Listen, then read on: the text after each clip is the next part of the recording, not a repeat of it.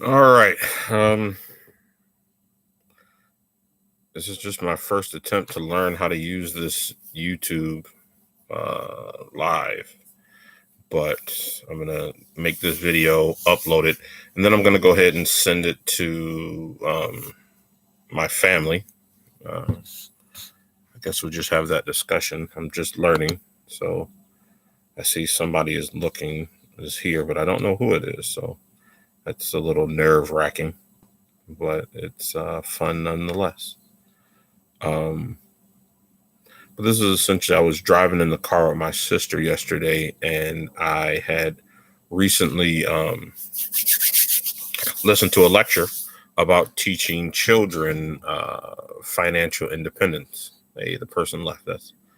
Um, and uh, One of the people that I listened to his name was Jim Rohn.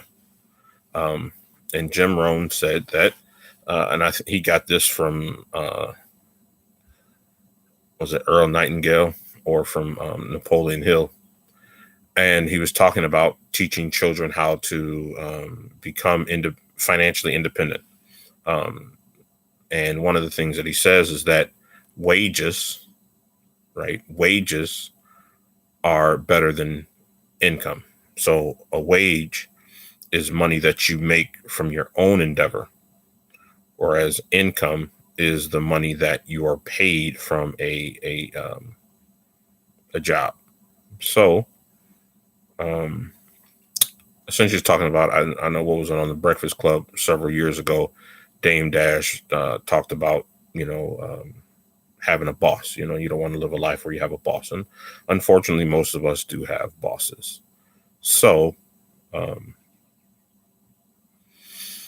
yeah. So this is what Jim Rohn talked about, was trying to live a life where you don't have to have a boss, or if you do have a boss, you have your own financial independence. So I don't think I really like this live. I think I would much rather prefer to find a way to make videos. But like I said, this is just an introduction video. I'm still learning the process, and I'm excited to learn the process. So one of the things that what Jim Rohn talked about, he encouraged people, and we as a family should read this book called The Richest Man in Babylon. Um, and I actually didn't read it. I listened to the audiobook. I am going to get the book, and I'm going to read the book. And after listening to the audiobook and getting the immense wealth of knowledge that comes from the book, um, I've decided that this is going to be a book that I'm going to buy several times and give it to family members on birthdays and holidays, um, because being 41 and living the majority of my life in financial straits, you know, uh, you know, robbing Peter to pay Paul, as they say. Uh, you need to have financial independence. And this honestly I'm not a financially independent person right now. This is my first month of taking the process to financial independence. Um, but just being on a path gives you excitement to wake up every day and to fight every day and to realize that one day, whether it be 10 years, 20 years, 30 years, 1 year, 5 years, you will reach your goal. So I'm excited about that. I get up every day with a fight and a vigor to be a new and better me. So let's start out. Um, in The Richest Man in Babylon, his plan for financial independence it's a breakdown of 70%, 10%, 10%, and 10%. Okay, basic math. Guess what? That's 100%, guys. Um, so let's start out. So what it says is that you learn to live off of 70% of the money that you bring in. Okay. In my case, it would be 70% of the income that I bring in, because currently I don't make wages. I only make income. So my financial dependency right now is all on a person, or a group of people. And if they decided to say, oh, we don't like you, or if I was in the classroom and I said the wrong thing and a parent was to get upset, I would lose that income. I would lose 100% of my income. And that's why we want to learn to become financially independent, okay, and have financial, independence. So 70% of your income goes towards your living expenses, which is paying all of your bills, okay, paying all of your bills. Um, and of course, you want to write down all of your bills. You know, I wrote all this down on a sheet of paper to get it out of my brain, because if it's just in my brain, I'll just overthink everything all the time. So yeah, so 70% pays off of your bills. Next, the next 10% is you pay yourself. Okay. There's always going to be a bill. I used to work with a buddy of mine when I worked in corrections, and there is always going to be a bill. Okay. But you want to pay yourself the next 10%. So if you make $1,000 a month, it's just a random number. I know hopefully you make more than $1,000 a month, but if you do make $1,000 a month, you're going to live off of 700. Okay. 100 of that, you're going to put in some kind of fund that's going to help you get a wage. Okay. So you're going to, with that first $100, you're going to pay yourself, but you're going to pay yourself in a manner that it's going to get you out of just paying, just having income. It's going to try to get you to make more money. Okay. Whether it is $1,001 a month, you make $1 a month, or you double that, an extra $1,000 a month. It doesn't matter. You have to start making a wage. Okay. Making some money off of your own endeavors. All right. So that's the first 10%. The next 10% is charity. Okay. The next 10% is charity. And of course, you know, me being a religious man, or I try to be a religious man every day, trying to improve being a religious man, that charity is of the utmost importance.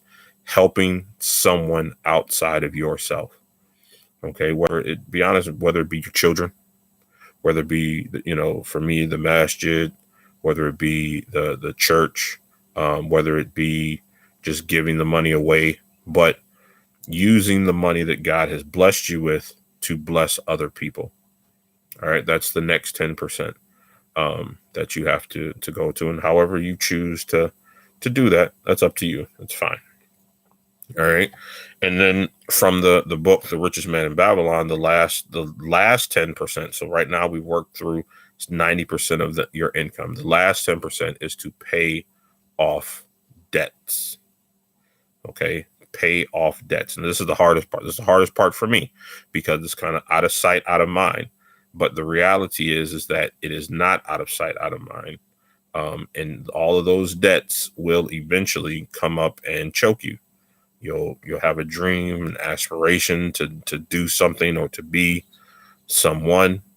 And when somebody looks at all of your past debt, they're going to say, you don't really have a good track record. Okay. So no, I'm not going to give you this house. No, I'm not going to give you this loan.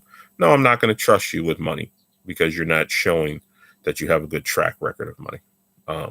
So you want to pay off all of your debts. Now, if you're an adult like me and you have been negligent for the last 20 years of paying debts, and that means you might actually have 20 years of debts that you have to pay back.